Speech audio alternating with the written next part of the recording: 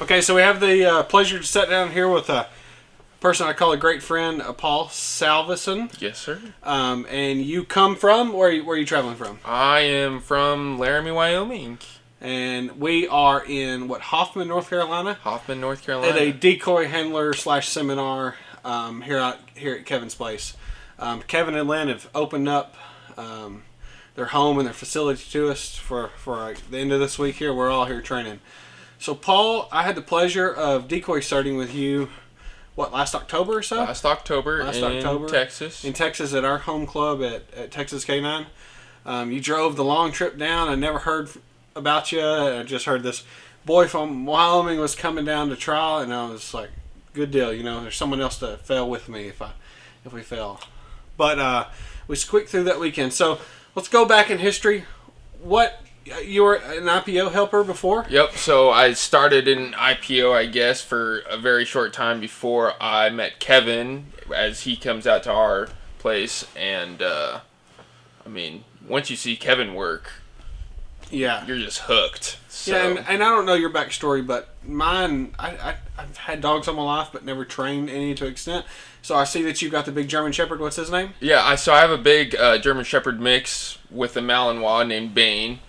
He's 2.5 now, and I grew up with black labs my whole life. My dad was a big bird hunter, and my uncle actually got a German Shepherd when I was young, and I saw that dog for the first time and just fell in love with it. So I always wanted a German Shepherd myself.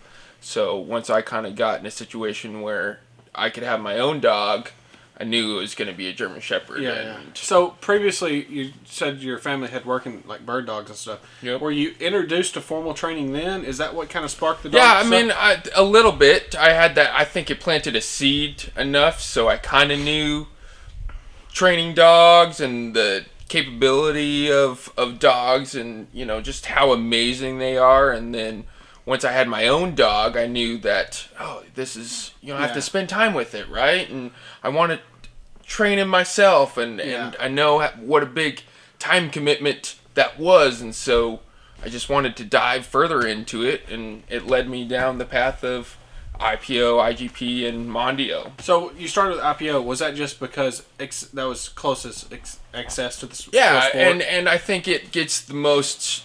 I think it comes up more in conversation, right? Or you see a little more publicity. Yeah, publicity. Yeah, for sure. They advertise a little bit more, I think. Right. And IPO is Schutzen and IPO kind of the same thing? Yeah, because it started as Schutzen, right? Yeah. And then IPO, and now IGP. That's what everyone hears about. And IGP, what is that?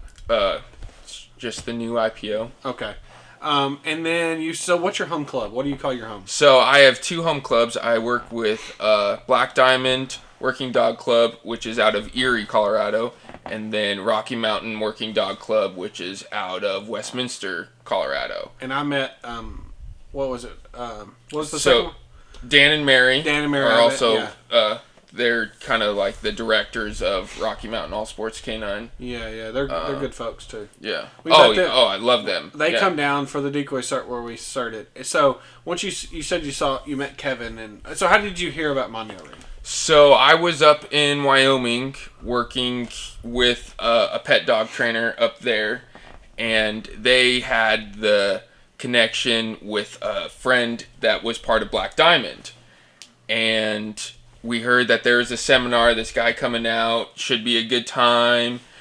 So we went down there one Sunday to check it out, and shoot, I had never seen anything like it. I really didn't even know about bite suit sports, right? I was I had no clue. I had no clue 3 years ago. Yeah, and so I saw that, and I was hooked instantly. I don't even know if I saw a bite. It was just working with the sleeves and these dogs, building dogs, and seeing these dogs come off the field, just like, oh my gosh, I'm so powerful. So I said, oh, my dog, I want him to feel that power and that. And so I started, so I talked to Kevin, and he told me a little bit about it, and I talked to other people at the sport, and they encouraged me to come out, keep coming out, and it's about a 2-hour drive for me down there.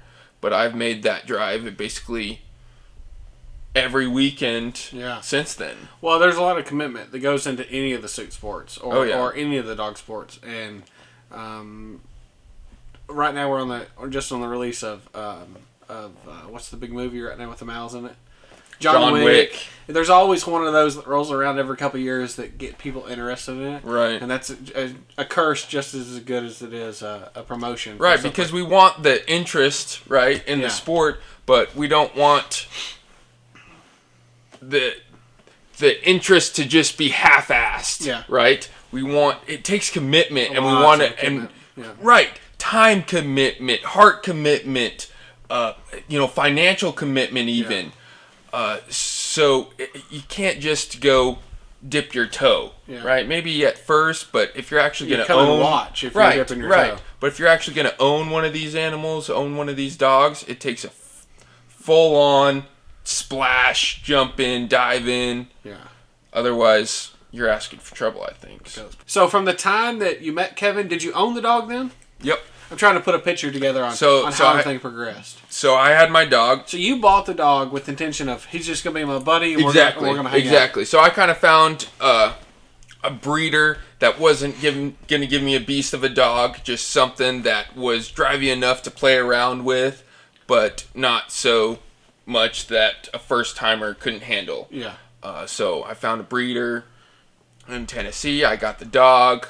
I found a trainer in my local town that kind of did some advanced obedience, and she led me to Black Diamond, which became my home club. And Black Diamond is an IPO or a... It's both. So they do. We have some Mondio people and we have some IPO people. Gotcha. So after you saw the sport and introduced, it seems like you progressed or at least moved forward. Yeah. So really quickly. I moved pretty fast. I think it's just... How long from that point until you come to Texas? How long was that? Exactly a year. So I met Kevin in October of 2017. I certified in October of 2018. That's really quick. It took me a couple years, and when I got into the sport, it just fell into my lap because Karen was so close, and it's just something I saw the passion in the dogs, which made me passionate. Right. And then you meet so many great people, like my buddy Paul here, and so many more people out there hanging out right now.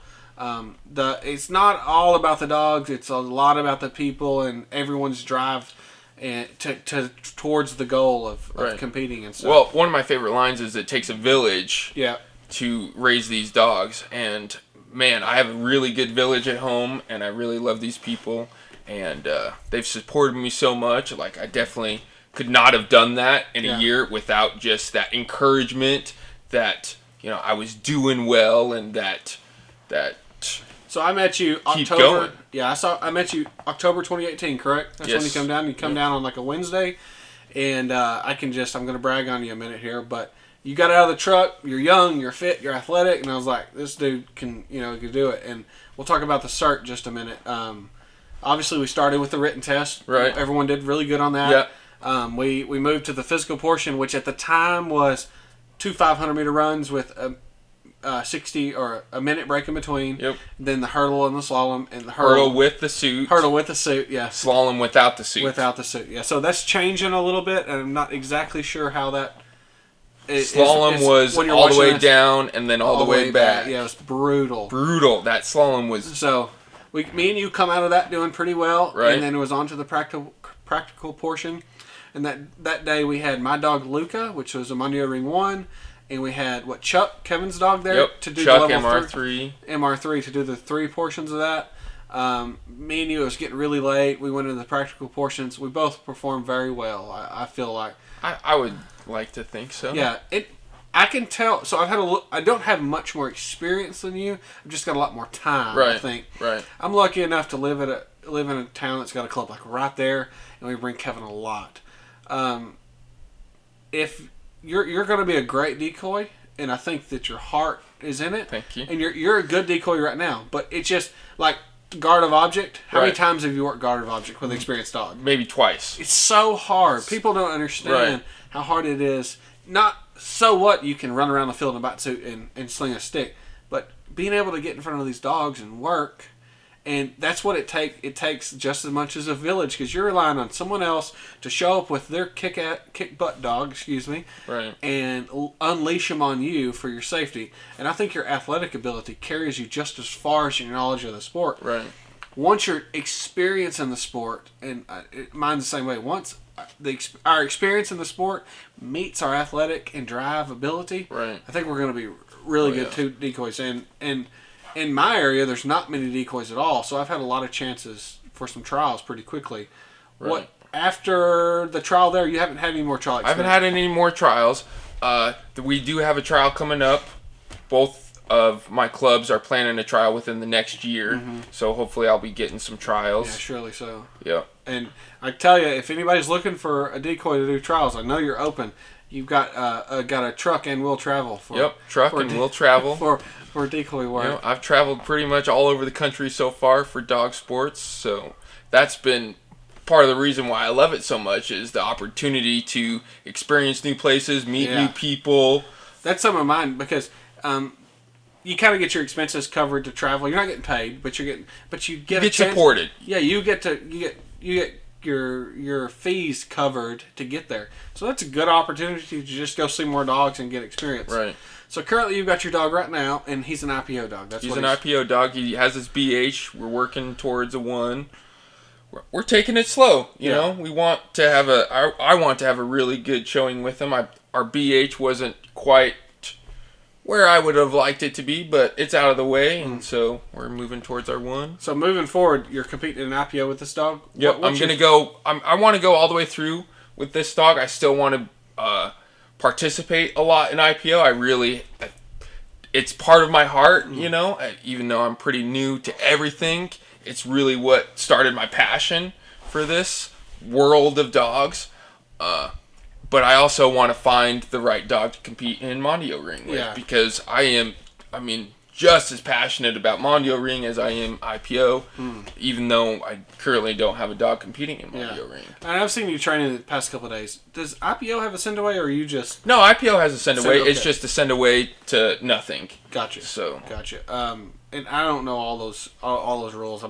I follow Mondio Ring pretty heavily. Yeah. But I'm kind of like you. I'm focusing on Mondio Ring. Once I work a dog all the way through, God willing that we make a Mondio 3, then I'm going to branch off and start learning new techniques and new sports. So you mentioned that you're just waiting to find the right dog for Mondio Ring. Do you have plans? I mean, is it when one comes across, are you ready to pick one up, or are you going to wait a while?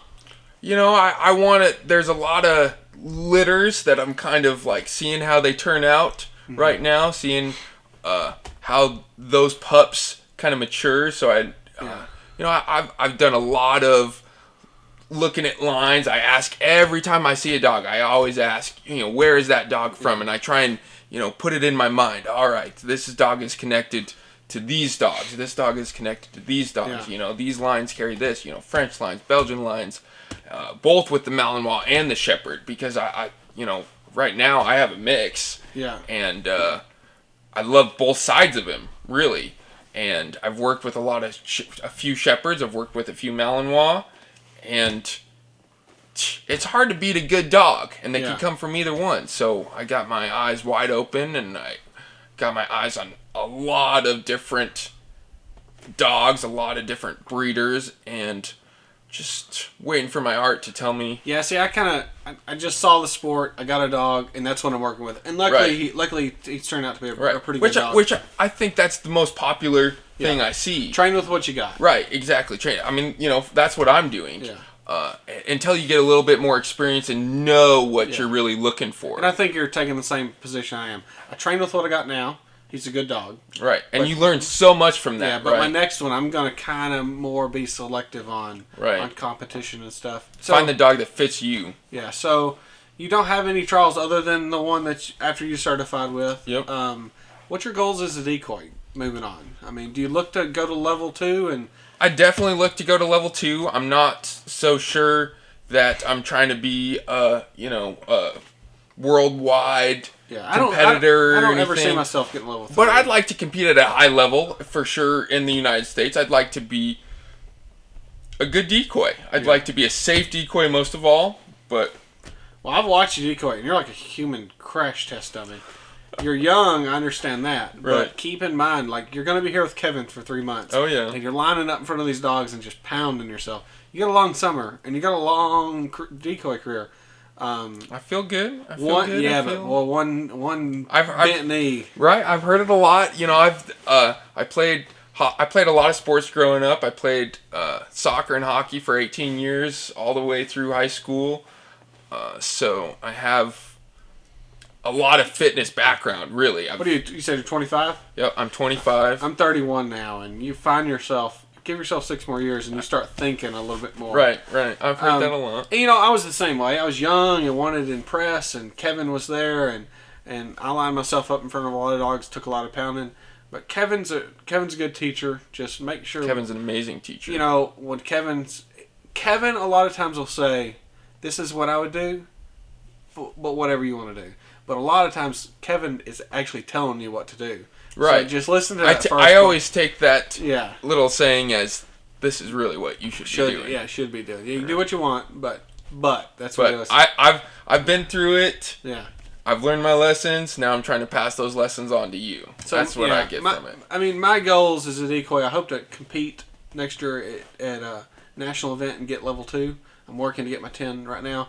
And, like, my aspirations are decoy nationals. Do you see that? I mean, I don't really have that particular trial that I want to decoy. I just want to be the best decoy that I can be, and I think the best decoy that I can be is a really good, safe decoy. Yeah. You know, that people can say, hey, yeah, like, he can work my trial. He can work any dog at my trial safely. Yeah. That's really my goal. Just, I'm comfortable with the level 1 dog at their appropriate level. I'm comfortable with the level 3 dog at their appropriate level, and challenging them, and that's I'm in it for the dogs, right? As much as I love the people in it, I really am in it for the dogs. I love the dogs. So in your short decoy career, I've asked everyone this so far: is there a dog that you've worked that just really stands out in your mind? Oh yeah.